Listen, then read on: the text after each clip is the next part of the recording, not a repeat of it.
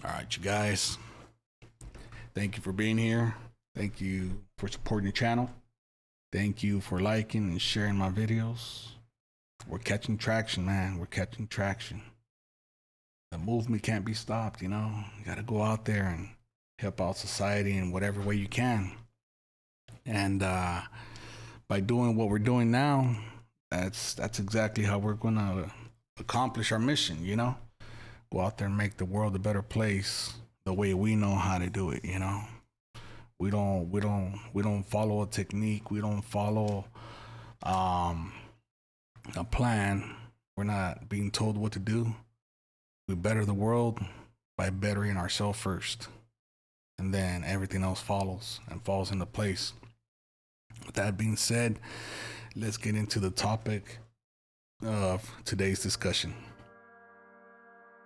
I was on my way yesterday. On my way home last night. And I remember I was watching, I like putting stuff on YouTube while I'm driving. I'm not looking down on my phone. I just listen to the stories, you know. And I kept hearing story after story. My YouTube channel was an automatic play, so one video was over and it goes to the next one. It goes to the next one. I was just listening to all these stories of all these bad people that got rich, man. And I'm wondering to myself, if they're so bad, why are they where they are, man? Why the hell do they live comfortable, man? You know? They get to the point of no return, you know? Be it whatever it is that they're doing. It you know, dealing drugs, embezzling, robbing, it don't matter, you know? But why is it that bad people, those that choose to do evil, are the ones that go out there and get everything that they want, man? And as I'm driving, I'm realizing the whole time that every bad person that gets what they want out of life, money, women, houses, cars, whatever it is that they want, man, they always get it because they're go-getters, man. Bad people are go-getters. Let's be honest here. Bad people are go-getters. Every chance they get, and they go out there in the world, they don't go out there to the world to, how do you want to say, work? They don't go out there to work. They don't consider going out there and working. What they do is they go out there in life every single day and they're searching for opportunities. They're opportunists. Bad people, and I say bad people, right? Because we're all bad in one way or another. Nobody's perfect, right? But like those real bad people, man, why are they always surrounded with all kinds of good stuff, man? And the movie Sicario 2, you know, the part where one of the agents goes into the drug lord's house and he's having dinner with his family, and he tells him, he goes, a lot of people are dying every day. A lot of people are going hungry every day because of you. And here you are sitting down with your family enjoying a nice warm meal. And he said that he's no worse than the good people out there trying to stop him. You start thinking a lot about that stuff, man. And, you know, and every chance they get when they're out there searching for opportunities. They're out there looking for clients. They're out there looking for people to rob, you know, people to sell to, you know, people to scam. Everything is an opportunity for them. And they're out there hustling, man. Bad people hustle every day. And I'm still asking myself, like, why don't good people that go out there and hustle every day, why don't they get the opportunities that these bad people get, man? And let me tell you why. It's something that I see every day. Us good people out there trying to make an honest living and, trying to get rich or die trying. And, 98% of us end up dying before we get it. And it's because we have a schedule for ourselves. We tell ourselves, you know what? I'm going to do it when I do it, man. And I'll get lucky someday. I'll go online. I'll go out there and meet somebody. And all that stuff is true, man. But we missed the point. We missed the point that we have to go out there, and whether we're going to work, to the store, to the park, don't go out there to just play with your kids in the park.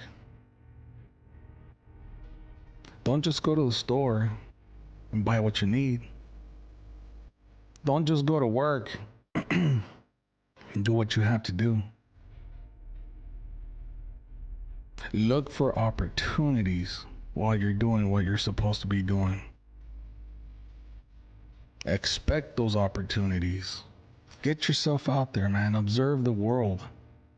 Look around and tell yourself, man, hey, I'm not going to work tomorrow. I'm not. I'm going to go out there and I'm going to look for opportunities. We got one of our good friends, or one of my good friends from work, has a real good attitude, man. A real good attitude. This fucking kid, man. He not a shit talker. He's not a person that goes out there and complains, man. Who wants to work with somebody that complains a lot? Not too many people, man. And this fucking kid, man, I noticed that he had a good attitude about everything, even the bad things. And a couple times you can see him biting his lip. Like, ready to give up, man? I'm gonna give up, that's it. It's not for me, Oh yeah, now that I saw the bulldog, I want to give a shout out to my daughter Angie. She's the reason I'm wearing this shirt, man. Fresno State Bulldogs. Love you, mama. Proud of you. But let's get back to the topic. And dealing with bullshit at work, everybody wants to quit every once in a while. That's it. I don't want this shit anymore. I'm just gonna quit and I'm gonna go out there and do my thing. It is what it is. But not this kid, man. He always saw the positive in everything, no matter how negative it was, and he kept his mouth shut. And I've been coaching him at work, and I tell him, hey, fuck the world, man. Do what you gotta do. Be proud of it. Do it without fear, man. Be fearless when you do things,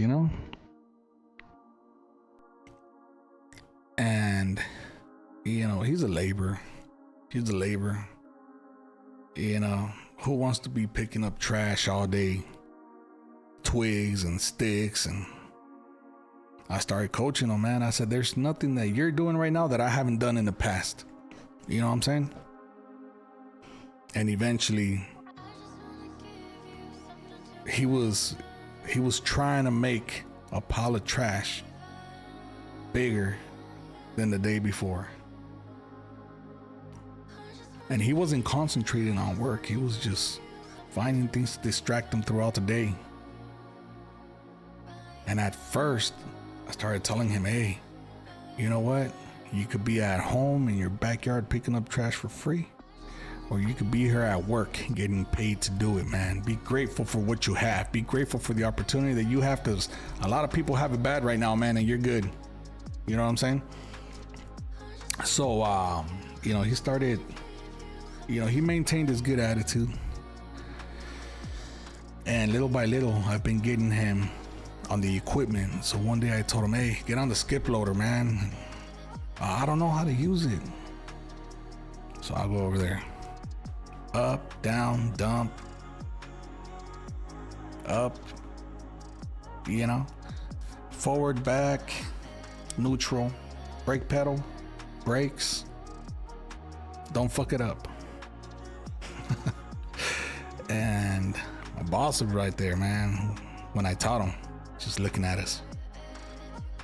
He's scared as hell, man. He's, oh shit, I'm the skip loader, right? And just so you know, the skip loader is where we throw the operators that don't know how to do anything, right? Because, how hard can it be to go forward and back, neutral, It's just like, it is what it is, right? But to somebody who is hungry for a better life, that's the way to do it. Got on the skip loader, started fucking around with the levers on the side, and he started getting good, man.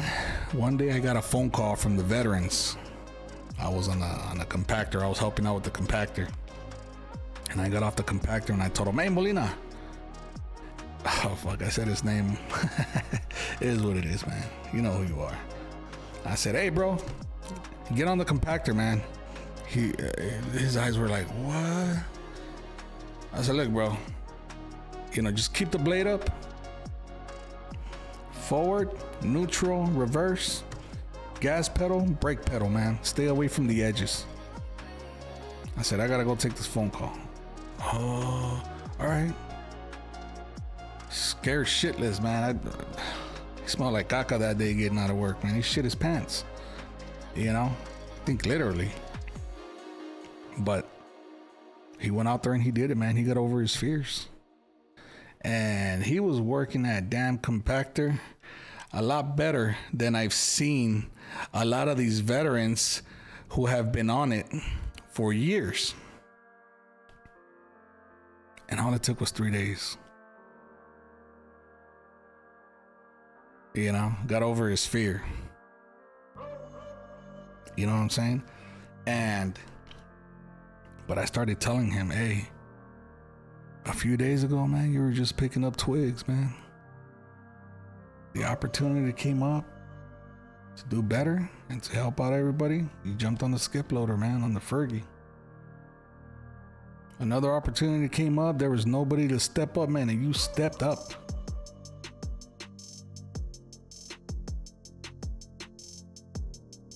And I'm proud of this kid, man. That's how you get far. You're not going to get in trouble for what you're doing if it's benefiting the company, man. If it's benefiting the company one way or another, the boss is going to, he's going to turn a blind eye. Do what you got to do, man. Go out there to work and look for opportunities. And his big opportunity is coming up very soon. I never thought I was going to meet some of the people that I met, man. Today I went to a car wash here in Fresno. And I like going out there and I like talking to business owners and entrepreneurs and I like hearing their stories, man. This podcast is called From None to Something, man. It's about those people that start something out of nothing. And something out of nothing doesn't mean riches and money, and it's just bettering yourself every day and not being in the same place that you were yesterday. Little baby steps, right? That's what matters. I'll give you guys the link to his car wash if you're in the Fresno area, man. And I'm gonna have him in here. He's gonna tell his story. He's got a great story, man. And like I said, it's not about riches. It's about being better and not being the same person you were yesterday. So go ahead and go out there, do your thing, do it happy, be grateful for what you have, because others don't have it, man. And just try to be better than you were yesterday. If you do that, you're gonna see how much better your life gets in no time. I wish you guys the best. And I'll see you on the next one, man. Remember, it's not about you taking the leap. Baby steps, man. Baby steps. I'll catch you guys on the next one.